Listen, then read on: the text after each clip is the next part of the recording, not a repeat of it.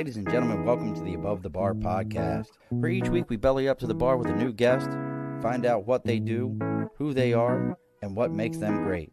So sit back, relax, and enjoy.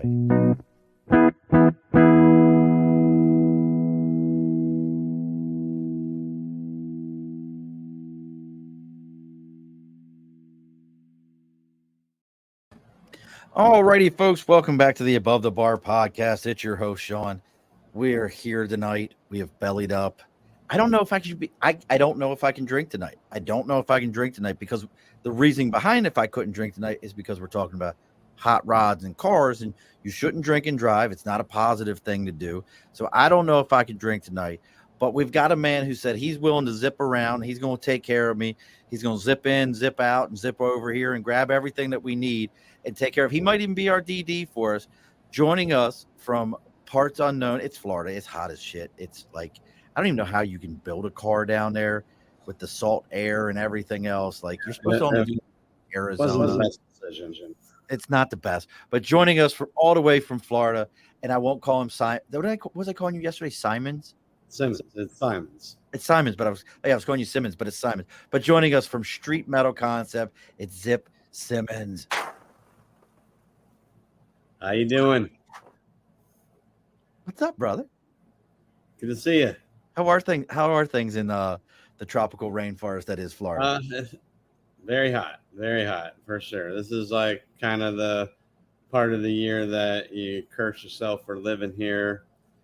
It's not overly long, you know. It is more months enjoyable, so I think it pans out. I mean, I've been here since '89, and it don't mean shit to you. I'll go on a vacation for a week and to visit the snow.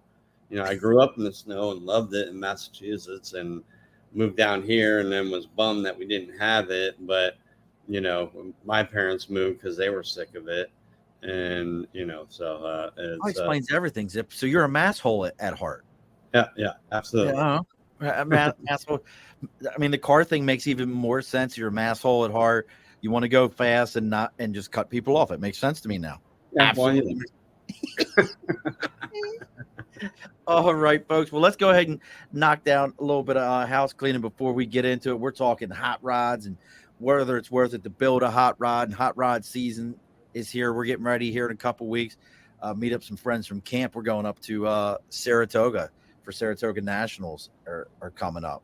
So it's all about them. It's all about the car. So real quick, folks, if you're joining us on the live view, over my right shoulder, and if you're not and you're listening to the podcast, we've got Sticker and a Cause. Sticker and a Cause is a pretty simple idea here, folks. If you've got your own podcast, maybe you have a race club like Good Guys here in New York, and you want to support that and you want other people to know about it, well, you can reach out to me on Facebook, LinkedIn, YouTube, Twitter, Twitch, TikTok, even Instagram, and our email. It's all the Above the Bar podcast. Reach out to me. Let me know what you got going on. I'll tell you the address. You send me a sticker. I'll put the sticker on the big board, and we'll talk about it. I've actually got one. Where did my wife do with my sticker? There it is. I got to put this one up. This is not a Sticker and a Cause sticker. This is just my spirit animal, Anthony Bourdain. So I need to go ahead and put that on the big board. But yeah, you send me out a message and we'll put it up there. But, you know, Zip kind of and I were joking around about it with the weather and temperature and things going on. Well, up here in the Albany area, things are heating up in August, and our sponsors, Budget Blinds of East Greenbush and Budget Blinds of Hudson and Coxsackie, are running a special right now. Buy two window treatments, get a third one free. That's right, folks. Buy two, get one free. And these aren't your typical store-bought. Somebody may have to cut them down for you, or you hope that it fits into your windows. These are all custom window treatments to include, if you're up here in the Northeast, probably one of the most popular ones was actually invented here in the capital region, which are honeycomb shades. You know what those are there, Zip? You ever heard of a honeycomb shade? I don't think so. So up here in the Northeast, they actually, if you turn them sideways, they look like a honeycomb shape. So they actually will insulate your windows. One of the companies they were telling me about, they actually have R values to their honeycomb shades. Wow. Where they can add an additional 4.5% or 4.55 R value to a window. May not sound like much, but if you've got a big draft in that window, it'll make a big difference. So look, reach out to the folks at Budget Blinds of East Greenbush and Budget Blinds of Hudson Coxsackie. Let them know you're there to belly up to the bar, and they're going to make sure you get that buy two, get one free deal. All right, Zip. The bar's open. The cars are parked. The keys are all hanging up so we all can have a beverage. We're not racing for pinks today No. or stinks. So none of those things are happening. But brother, I mean, folks, if you go look up Street Metal Concepts, you can go to streetmetalconcepts.com or factoryish.com. That's their other line, and see some of the things that these guys are doing. If you don't know what SEMA is, go look up what SEMA is.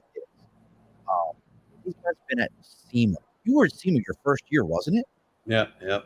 Yeah. You're It was only, I think, a month and a half after we opened, and we ended up with a build in our hands to debut at SEMA in, end of October, beginning of November. I forgot the exact date, but it wasn't a lot of time. Jeff Allison Customs, had started on the car, and basically he was a full-time airline pilot and was kind of favor restoring it for Robert Kivy, and he's got a good podcast, The Muscle Car Place. But so he was like, I can't get this done in time, you know. So they were looking, and he didn't do paint and body already, so they were searching for somebody. And so basically, we took the car in, finished the metal work, finished all the body and paint, and got the car together. It went back out to Jeff and got the interior and wiring, and literally got pushed into SEMA and looked like a complete car. You know, it got top pick of SEMA. I mean, that's kind of common. But folks, I know we're kind of down the line with this, but it is the start of Street Metal Concepts. But the other side to this is I don't think people understand. If you don't know what SEMA is or you've never been around it, all I can tell you is to do that in a month would be the equivalent of an athlete going and somebody saying, hey, you're a pretty good baseball player. We need you to go ahead and be the starting pitcher in a month from now and in the World Series. Oh, and by the way, it's game 7 and we're looking for you to win it for us. Like that's what that is. That's like SEMA is, I mean, maybe short of like going to Meacham with like some crazy custom, but I don't know of anything bigger.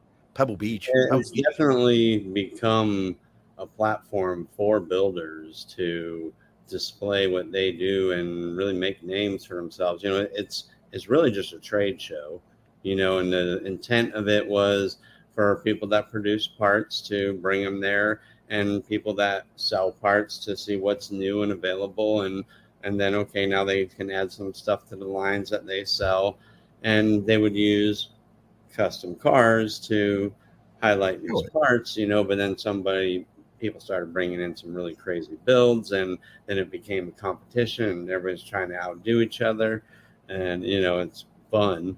You know, we haven't been back since 2013. You don't have to. You've already proven yourself. Yeah, I mean, you know, it's a cool event. We got invited by Ford a couple years ago to display a car we had finished, and I had just driven to Texas to deliver the car to the owner that we built it for.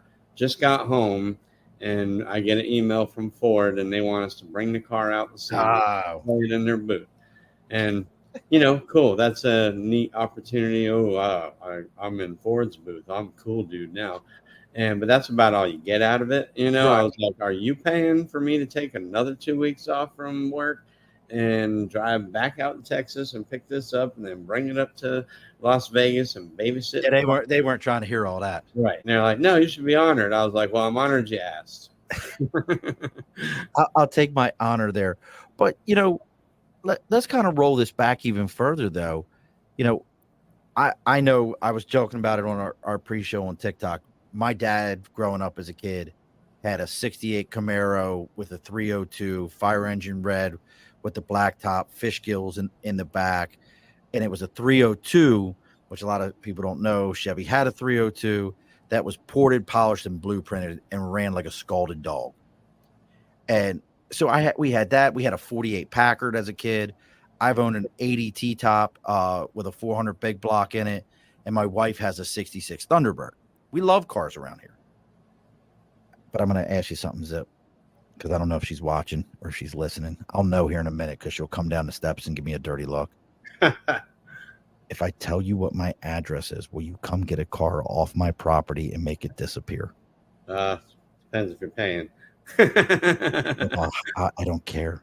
My wife bought years ago a 1983 Firebird for $600. She was so excited about the car. I said to her, I said, "You paid $600 and got it and brought me home a V6 Firebird." She goes, "No, it doesn't have a V6 in it." I said, "You got a V8 Firebird for $600?" She goes, "No." I said, "What the hell's in it? Do you know what's in it, Zip?" Nothing. A 4-cylinder Iron Duke. What? Do you know what they used to put those in? No. Fieras, Pontiac Fieras. No way. So the same engine that was in the Pontiac Fiera is sitting inside of my 83 Firebird that's sitting None outside. of those came in it. Yes, that was a factory Oh, option. really? That was an option? It was a factory option because it was the gas crunches of the early 80s. Right. So, but that kind of leads me into my next question. My wife would love to restore that. And she's like, "Oh, it would be so great. It's a rare engine. It's this, that, and the other." And we've talked about it. And here you are, a car guy, and you're like, didn't even know that was a thing. What are some of the things that when people come to you, and folks, we're going to jump right into like just talking about hot rods. I love them. But what are some of the things that when people come to you with cars and go, "Zip, restore this"? What are some of the things that like you tell them that just hurt their feelings? Pretty much everything right off the bat. I mean, first, I really don't even need to see the car. I need to know what you're trying to achieve with it, and then the car will come into play. If they're looking to build this super high end pro touring machine, that can drive across the country and compete in autocross, there's a lot you're asking for out of that. If you're just trying to restore it back to original, it's a lot less, but still a lot of money. And most times, way more money than the car is worth in the end. That every car has a market value, and that's what it's worth. That wavers, but if you have a early Ferrari GTO 250, you can spend all the money restoring it, and it's worth way more. That's a good investment. Right. But those aren't really my thing. I think they're neat, but I'm a muscle car guy. And, classic American is really where it's at for me. And, and so most of our clientele is in the same boat. We have done a little bit of European stuff. And, some people, they just want our quality. And we're happy to execute it, if they're looking for that. And that's really what we started was high quality, bar setting, level. And so I've learned over the years to have a very serious educational conversation with customers when they come in the door and help them understand the time and costs that are truly involved, the weight it really has for your emotional fulfillment, because these are unnecessary toys that nobody needs. A lot of people want them, but there's a lot to know. I mean, we've built cars over $400,000, and part of my spiel in the beginning is it's still not a Toyota Corolla. Right, it won't last as long. That's a multi-million-dollar engineered machine. I'm taking a car that was engineered in the 60s. Okay, I might put a modern chassis and a modern drivetrain, but it's still going to have the characteristics when you shut the door and the way the window fits and, and all of it. We can do a lot of hours and modifications to really bring that up a level and make it fit and act better. But it's still not a Toyota Corolla where everything just works perfect and is warranted forever. And, Great point. And those are, and, saying those kind of things to people makes them think. I hear almost every time. I never thought of it like that. And good. I'm glad we talked about this now and you thought about that now before we entered into a relationship that was doomed for disaster. I mean, and nothing ever lasts on him. And George, who a good buddy of mine, and look, folks, you want another great podcast? Check out Outlaw Blitz. Those guys. George, I have to ask you if to let me know. Am I going to see you at if you didn't, I don't know if you're into wrestling or not, Zip, but the International Professional Wrestling Hall of Fame is in Albany, oh, and no way. not this weekend coming up, but the weekend after that, on the 26th, is the convention and Hall of Fame inductions coming up. So I will be there. Nice. Yeah. Well, George is asking advice for a young man building his dream car. I definitely have advice. If you are willing to learn how to do it yourself, it doesn't matter how long it takes. You can mess up a bunch of times until you get it right. And you're still not going to spend anywhere near, especially if you're just trying to make your car a little better, restore things, put some new suspension, figure out how to fix a rust hole and weld. And I mean, I have young guys come in that they want to apprentice, and today's age frowns on people being in the shop and not being under your payroll and insurance and Oh work yeah.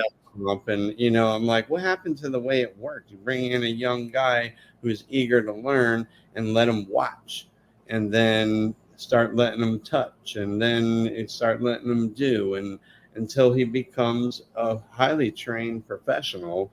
It's like, it's sad. I mean, trades in general seem to be frowned on. I kind of see a little bit of light opening on it, to be honest. That I don't know how it is there, but just on a state level, I've seen commercials and stuff about trades, and I like seeing that. We're fucked if the Oh, trades go absolutely. away. That's the honest That's a truth. whole. Oh my God, that's a whole thing, brother. Like with we, it's that.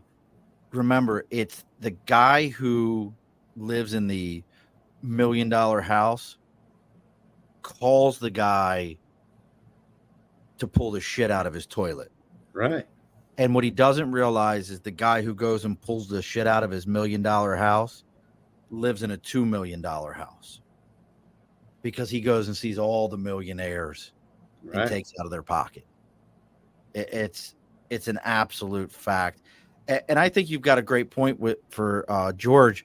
You know what? You got time to learn how to do these things. And that actually kind of brings up, and I love Nate. Nate said, yes, we know that all the muscle cars can go to space. Thank you, Fast and the Furious. For all muscle cars are spaceships. Nate, that's a whole thing we could talk about. We're not putting my wife's car in the Derby. I've thought about it, and it's a. That probably won't end well for you. No. Well, we had my 66, the 66. I got to put a new battery in it. But it's funny you mentioned trades. We had to get just a seat reupholstered. Took months, and it was even more to find somebody who could do the work. It's To get hard. into There's more people leaving, passing, than coming into the industry. And I'm sure that's on all trade levels. Oh, absolutely. Nobody wants to go work their tail off for their money.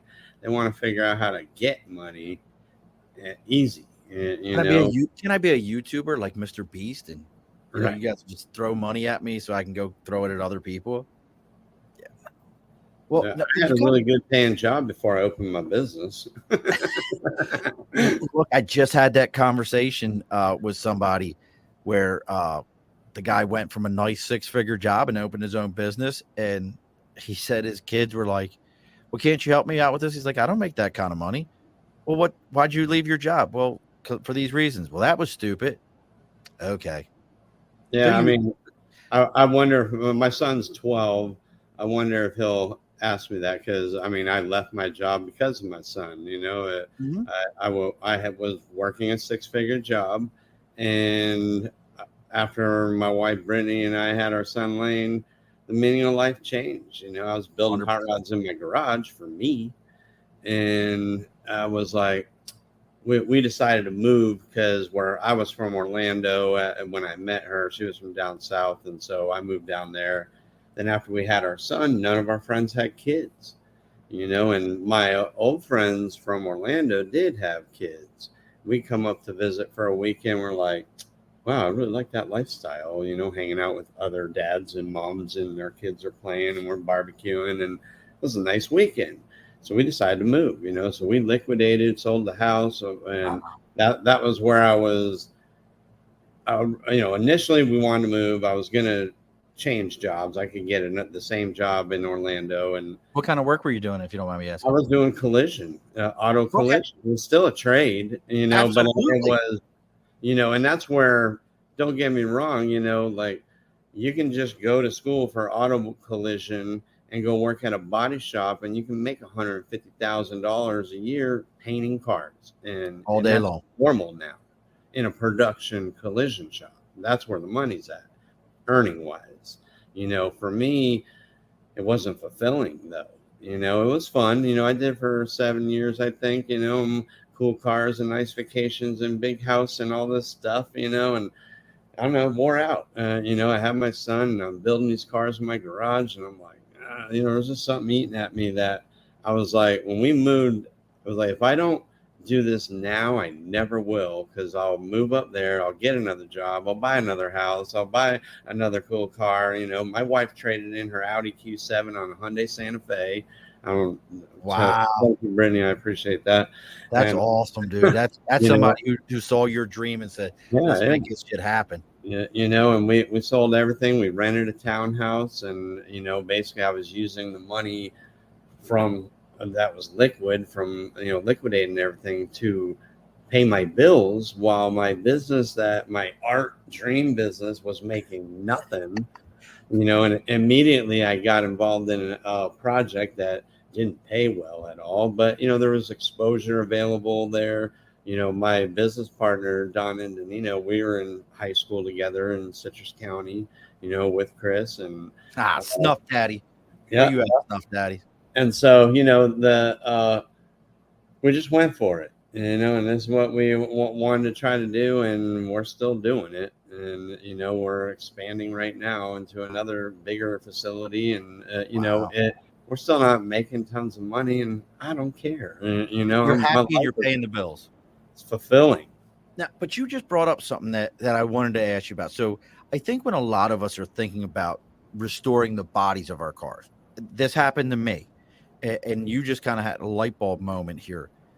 Do you think that production body industry has affected the way people think body work is done? And what I mean by that is, like, here I am with, a Fox body Mustang that I'm like, hey, I want you to redo, the floorboards on this thing because they got rust in them. And you're like, all right, well, look, I'm going to have to get a new floor pan. It's going to take, 4 weeks to get that, matching it, I'll get it to you in 3 months.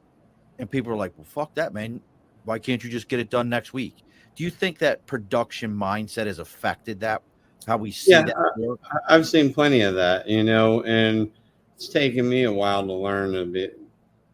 This is how it is, and thankfully our reputation has fed us well to where we can call the shots, and it's how it is. We're not calling the shots as in doing whatever we want, but at the same time, sorry, I mean, right now it's 2 years before you can get a car in my shop, and and so holy shit. I'm sorry, when we expand, we may be able to accommodate that smaller work a little more effectively. Like right now we have all these big builds and like one stall in the shop rotating small jobs, and then they come in, they just want some disc brakes, and then they're like looking at the other cars and maybe we'll do suspension too. Okay, you want to do that while you're in here? That's fine. And then all of a sudden their car's in here for 8 months and we've done a ton. We got put superchargers on it and whatever they want. I mean, it's easy to get out of control here. I love it. Yeah, we got a nice one here up by me called Ensign Auto Body, and he's up here in the capital region. But he was actually a guy who educated me personally on a lot of this. guy's name's Bob, but I wanted to get your feel on it. When do you just tell somebody, and I know we talked a little bit about the cars themselves, but is there ever a point like you just tell somebody no? Like Yeah. my wife's 66. I was like, Bob, I'm going to bring this over to you. I want you to redo it.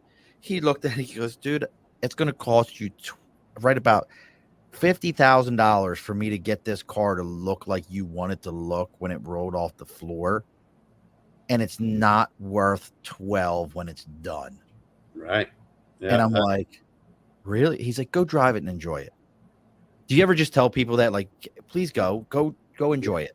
Absolutely. I've convinced so many people not to be my customer with a good conscience, and like, really, you're upset about these little chips and this? Here's some touch-up paint. Okay, now the chips are gone, Right, and have a enjoy it. nice day. And not that brass or rash, if I you know what you will, mean. like, Yeah. I have a real conversation with them and let them see, the other side, and usually they're receptive. I mean, I've had guys with big money that I given the option. I'm like, you don't have to go all the way. Like, we did a car for this guy that became good buddies with Keith, and he we ended up building this Bel Air for him that we bought a super nice Bel Air to start with. It was already on an Art Morrison chassis and had big brakes on it and a big block and a 5-speed and beautiful paint. But it was a little dated looking. So it was really more of a modernization and styling of it and bringing it to the next level. And, put a lot more money into it after that. But then he had a very special car that took less than half the time to build. And then I think it was like 8 months later, after it was done, he decided he did want to do a build. And so he sold it, and he sold it for what he had in it. That's uh, you awesome. know and so that was a fair shake in my book. Absolutely. Now, I know we've talked about a couple different things. Is there any cars out there right now? Like, I've been seeing a lot of Ford Falcons. Like, and it may be just that effect that they say once you see one, then you start noticing them. Like, that's an older car that I would like to redo, but really top on my list right now for my next is a Fox Body Mustang. Yeah, yeah. Because I I mean, feel our like generation is all these things are lighting on fire right. because there's guys in our age group that did want these in high school. You're about the same age as I'm me. 47. Yep. Yeah, so same age. And in high school, I was jealous of the guys that had the Fox body or Right. the IROC, and like it was, Exactly. Oh, you the know, IROC Z. Yeah. Get a mullet and everything. and But they're in the high end build hot rod world. Those cars are starting to see the light of day and are they get now? full Monty. George Panier at Rad Rides has a IROC Camaro they're building. It's probably over $1 million build. Well, that kind of leads me into it. Is there anything out there that if somebody said to you, like George's son has the 79. I miss my 80 every day. Um, but George's son has a 79. That's a kind of a hard car to find still right now. They're out there. There's some places you can find them. But is there anything that you would tell someone if they were like, hey, I want to have a father-son bonding kind of thing where they watch some movie and and listen, if you want to lose your kids, try building a car with them. Um, there will be cussing, there will be throwing of things. It's not like the movies. It'll be a lot of like, I didn't say to get me a flathead. I said a Phillips head, you son of. That's what it's going to sound like. But is there any car out there that you would say, hey, these are pretty readily available.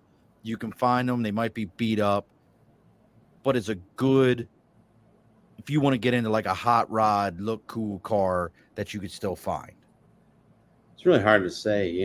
Like, for me, I'm not really a market guy. I don't really pay attention to the market as far as what's valuable, what's not, what's easy to find.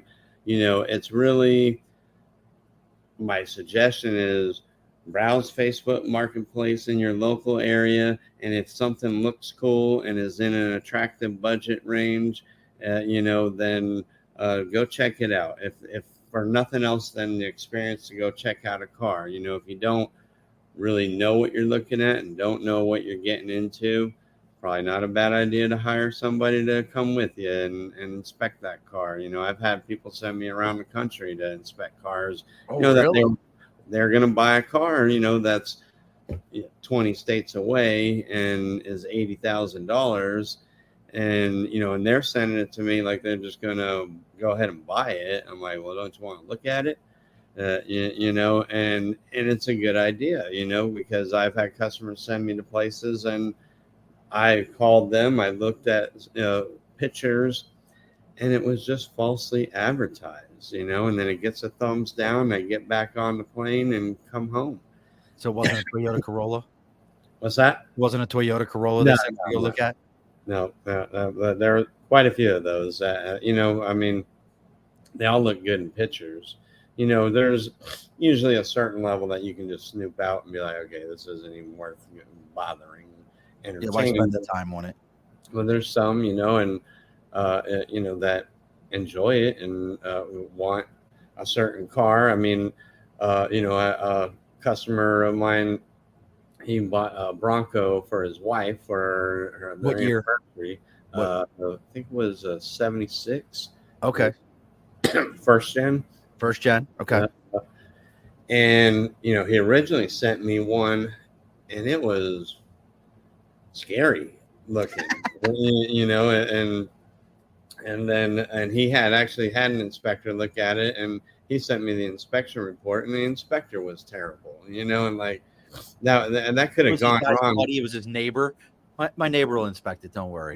Probably, I don't know. And then I was like, oh, I'll help you look. And man, Broncos are up there in the market. My God. I'm like, oh, Jesus. So I go, man. And he had sent me another one that looked really nice. And I was like, oh, that's too much. And then I started looking more, and I'm like, you might need to look at that one you sent me originally, And then he's like, will you come with me? And I was like, sure. So we did a 1-day Mississippi and back trip and came home with the Bronco, and it was damn nice. It had some issues, but for market, it justified it.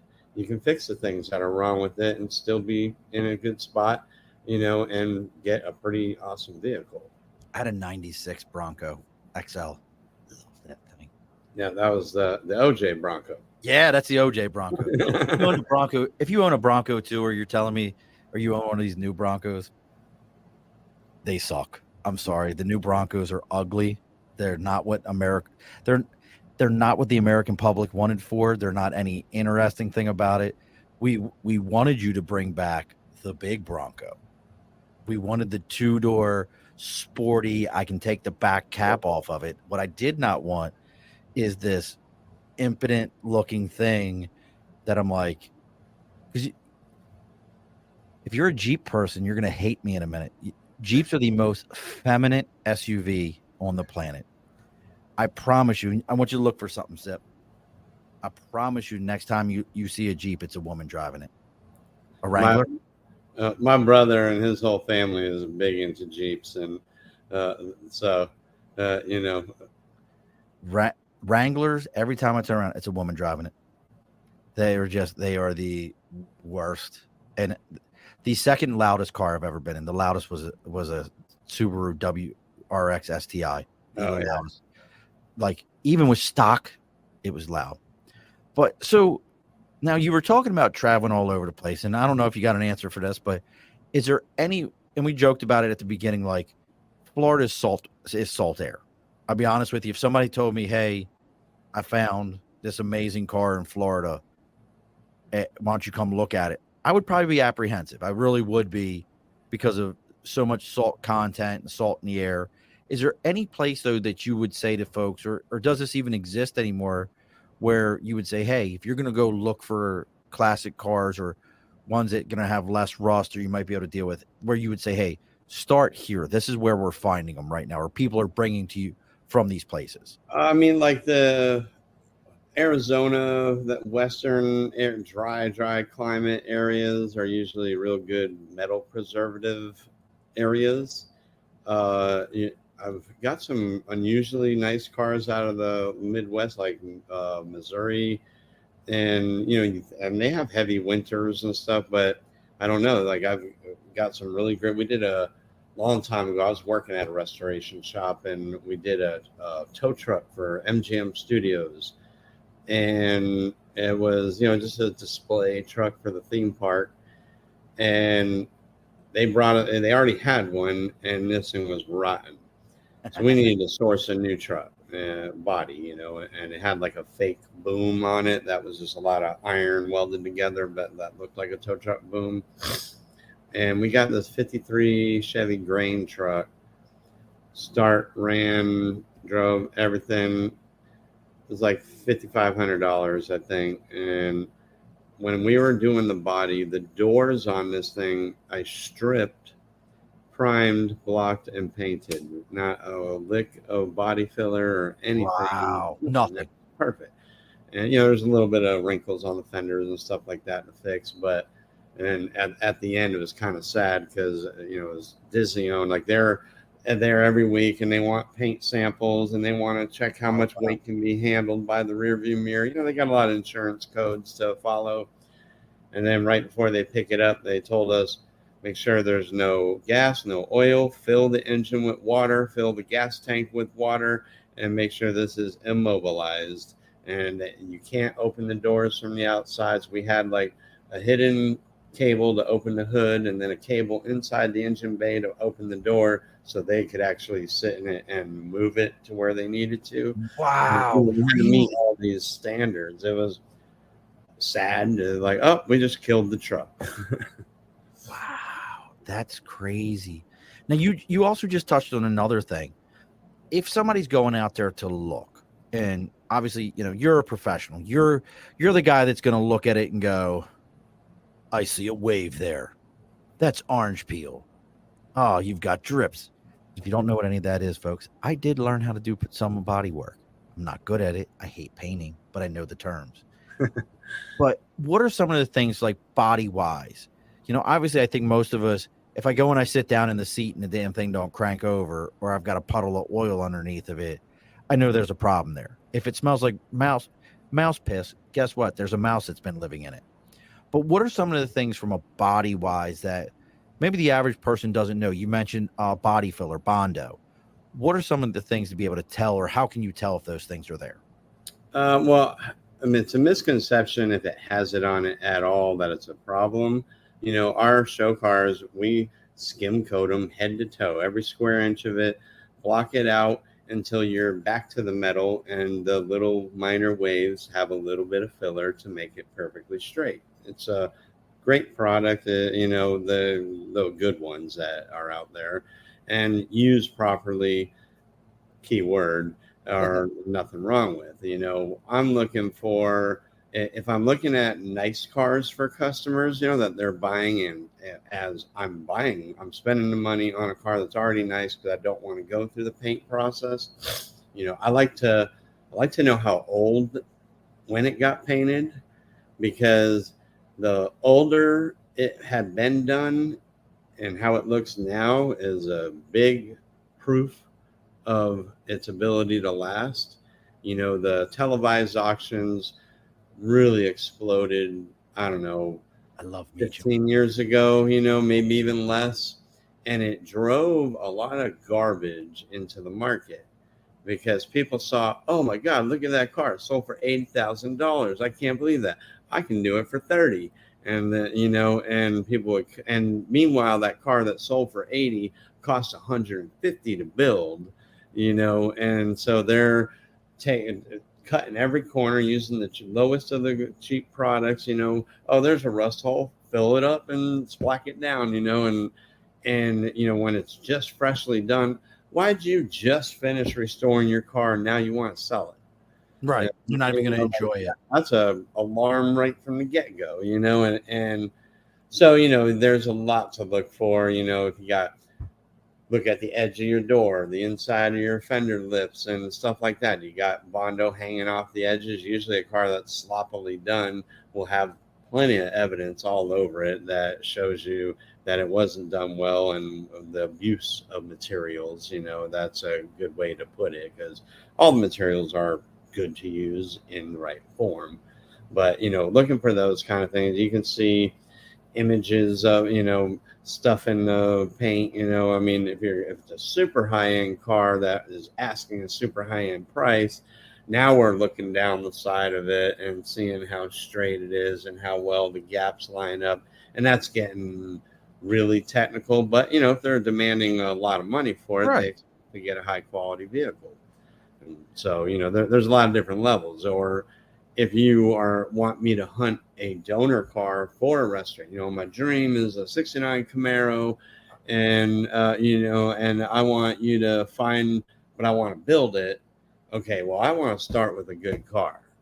If you're like, well, my dad left me this '69 Camaro, and I want to restore it because it was my dad's, and that happens a lot, and you have this super emotional, sentimental driving force. Does your wallet match? And there's an easier way. I mean, they sell brand new bodies for those cars. They're still stamped aftermarket parts that they're assembled from, but they're brand new metal. You don't just You just drop it on there and be done with it. you don't just sand it and paint it and you're done. I mean, there's a lot of metal work left Oh, to is make, there? Okay. to dial it in, and look, depending on the level of car you want to do, or a lot of times we'll find a very good condition old car, that doesn't have a lot of rot. When you got cars, especially like the non-full frame cars that are relying on that body to be part of its strength, Mustangs and Camaros and all these, and yeah, when like all the understructure is kind of flaky around all the edges, I call that a soft car.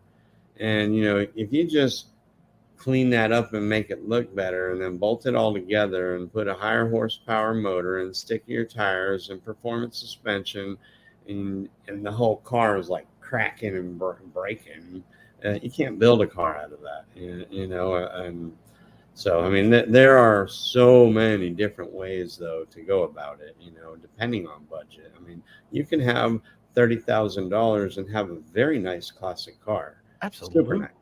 I mean, you can have, I mean, today, popular cars are hard to even touch. A rusty one for 10 grand. But, it's the car you start with, and kind of knowing your end objective is important. I always suggest just buy a car you can afford and drive it for a while and see if you actually like owning a classic car. A lot of people never have. I mean, my dad had an El Camino when I was younger and an old C10, and I didn't really think much of them. I thought they were neat and, or whatever. They weren't like high end cars. They were just old cars. I mean, probably not that old at that time. At that point, no, they were just Right. cars.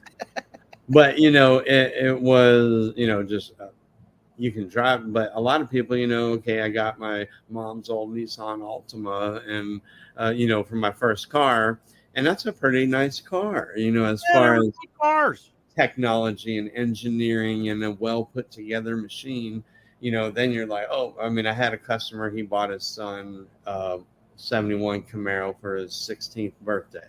The fuck. And I'm like, Second generation with those big, they had the big fish eyes. Great car, but God, what that. So 16-year-old needs a 71 Camaro? well, and that was it. He brought it to me and wanted me to do a special It was a nice car, and I'm like, why don't you give it to your son for his 16th birthday as it is, Yeah, and then figure out if he likes owning right. 71 Camaro when he's, a rich kid and all his friends have BMWs and stuff like that, Yeah. and then we can redo it if he's in love with it, and he's like, yeah, you're right. And then a month later, he's like, no, I want to do it. I want him to have it for, he wanted to do something special for his son. And I can't, he's not That's wrong. great. Okay, fine. So we did it.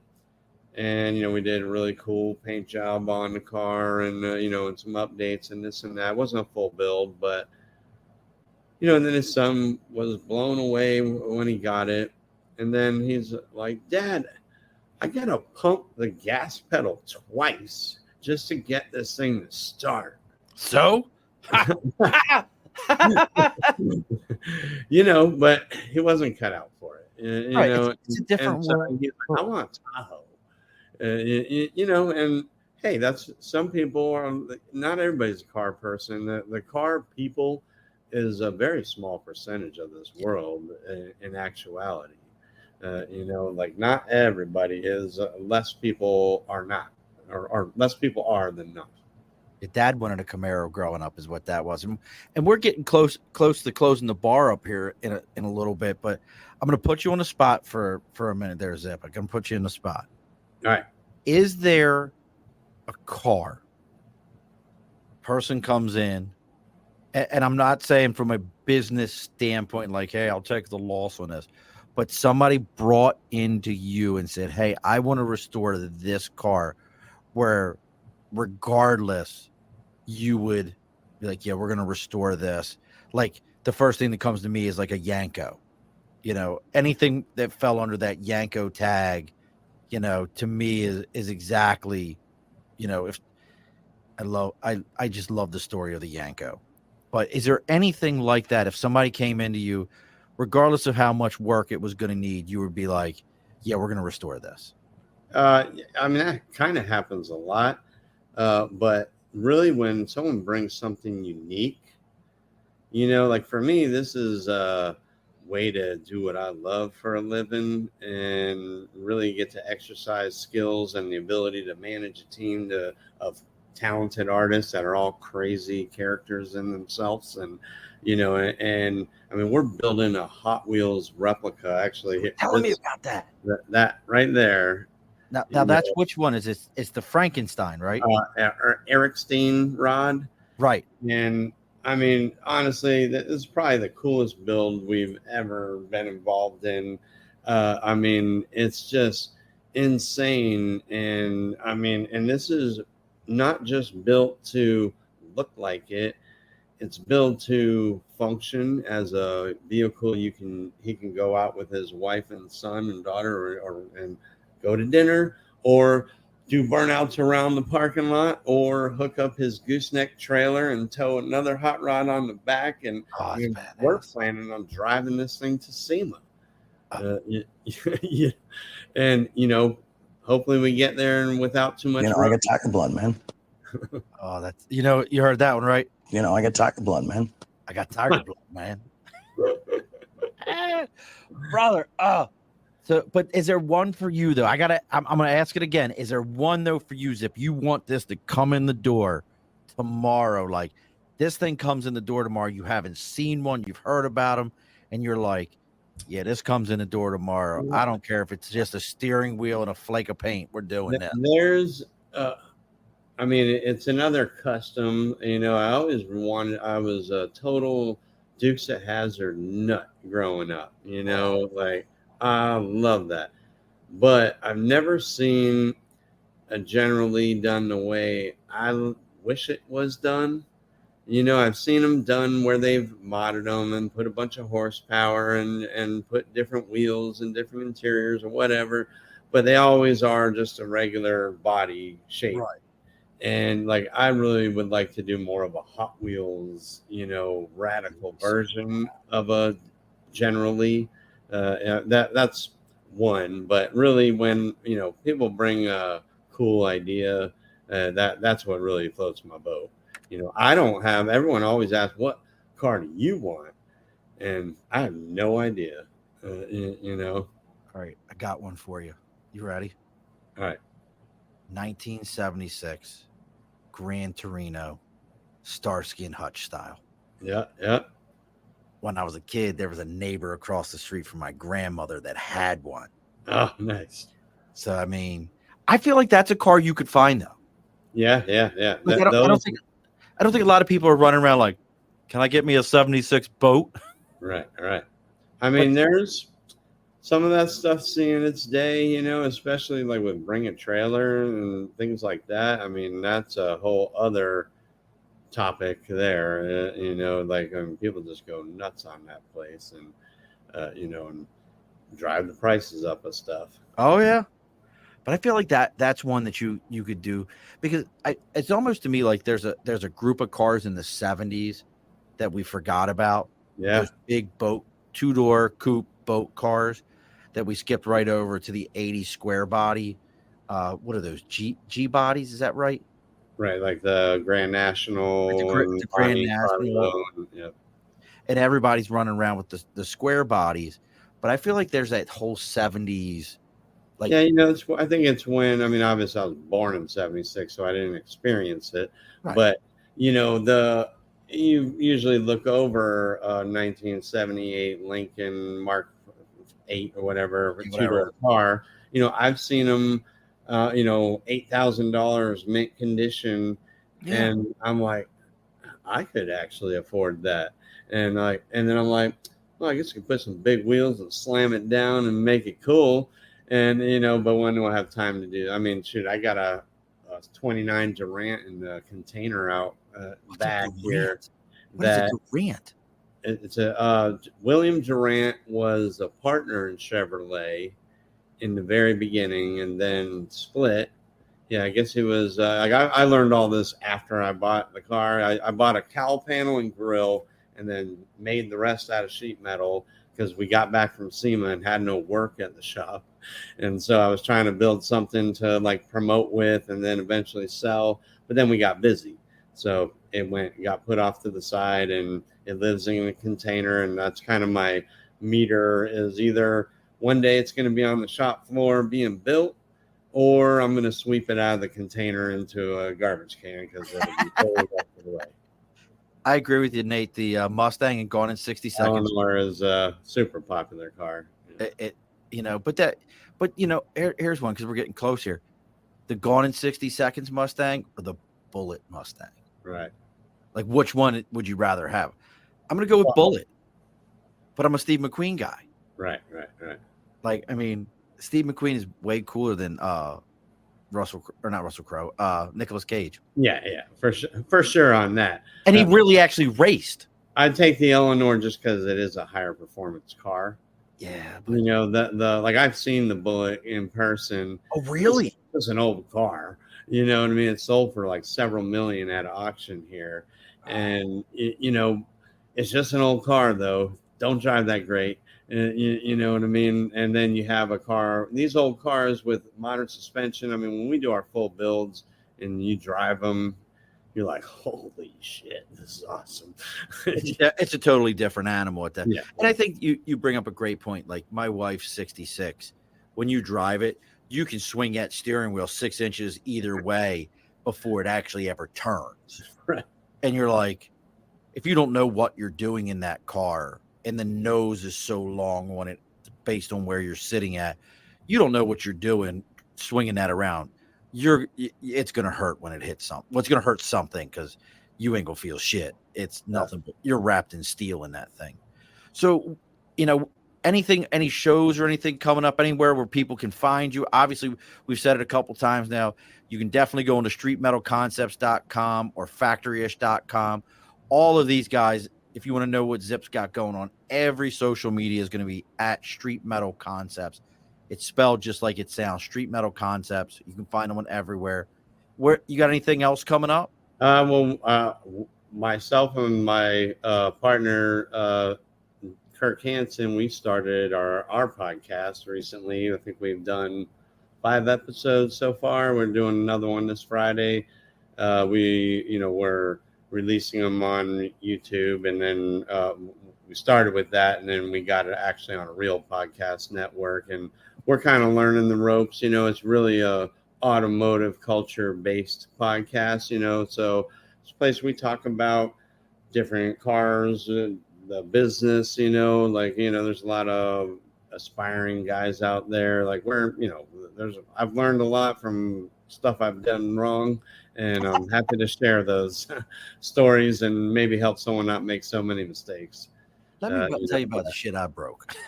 Right. I mean, we don't really have like a show circuit. We're usually down at NSRA in Tampa every December, and we're probably going to start hitting some other bigger shows, like a little traveling. We kind of got a large amount of high-end cars done, and it would really do us well to bring those out and show them. Most of the time we finish them and they're gone, and you don't see them anymore. And most of our customers don't care about car shows. They want their super badass high-end hot rod to use it and drive it, and I kind of like that. That it's not just a show pony. But at the same time, it's nice if you can use it and go to shows with it. Well, we'll tie this one in together. Remember, what was the Stephen King movie with the car? That was Christine. That's Christine. another car. There's a lot of those like iconic cars that I'd like to do a version of. Do a version. Well, we got our boy Brandon just popped in from Paranormal at the Funhouse. Maybe Brandon and you could hook up. He does paranormal investigations, and you could find a haunted car, and he'll go ahead and go through everything, and he'll see if he can contact the spirits that were in the car. I like that. I mean, we could just do this. You could do there you go. Oh, you should redo one of the Twisted Metal cars from the show. And the car. Oh, I love the show. It was so good. Yeah, that was a good show. I just caught that recently. Oh, you should definitely finish. They did a great job with it. And I didn't realize that the guy who plays the clown Sweet Tooth, it's Samoa Joe, the pro wrestler.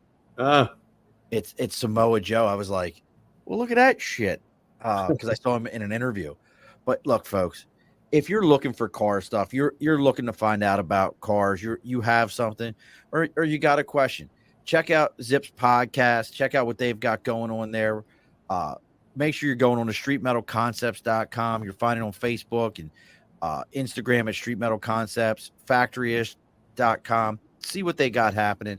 These guys are willing to tell you whether it's worth it or not. And that's the biggest thing that so many of us need to hear is it worth it or not to get done what you got to get done? If you're finding us through Zip, like I say this every week, you may think it's cliche, but take the moment, give us a like, give us a follow, give us a share. That 5-star rating on Apple means that much.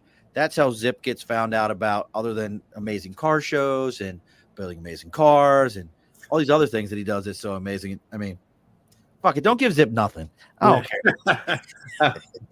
Fuck that, man. That's bullshit. No, but if you're finding us through Zip, look, give us a 5-star rating. Give us a like, share, and follow. If you're finding Zip through us, make sure you're going onto their social media. Give them those likes, those follows, that little bit of love. It may seem like something cliche to you that takes half a second for you to just click follow or click like, but it matters to us. It's how we get things going. It's how people find out about us and what we've got going on.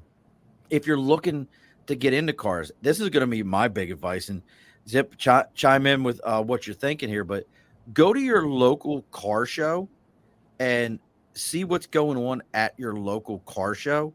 And I promise you're going to find out about something or a car that you didn't realize that was out there, anything that could be going on. And a lot of times those guys are selling what they have, and you might be able to pick up something that somebody's already spent all the money to have it restored, and you can get it on the cheap. So something to think about there.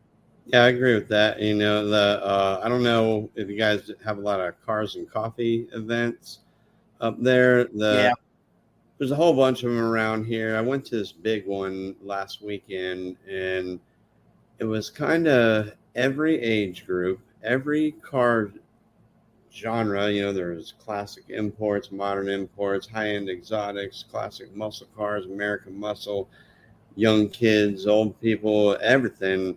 And I was like, this is cool, where everybody's getting exposed to each other's thing, and there's something to take from all of it, and to any of your listeners, if you have questions at all, look up through the website or phone number, email. I'm happy to answer.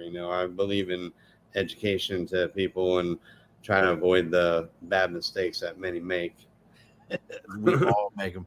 And next week, folks, we got Tim. It's going to be an interesting one. The Above the Bar podcast is meeting up with Above Ground podcast with Tim. He's a local guy here in the Albany area, and we're talking mental health. We're always big about that around here. So make sure you tune in with us next week, see what we got going on there. Now, we have a tradition around here, Zip. You got to listen. You heard Leland, and I know Leland was wild last week. We're all breathing better because of Leland. It's happening right now. But if you caught at the end of that show, we have a tradition around here. The guest always gets the final word, and don't log off afterwards. We got to talk for a minute. So the guest always gets the final word. Zip, what's the final word for everybody? Just enjoy life and, have a fun ride. All righty, folks. Be sure to push your stool in. This has been a Second Front podcast presentation found on Apple, Spotify, and wherever podcasts can be found.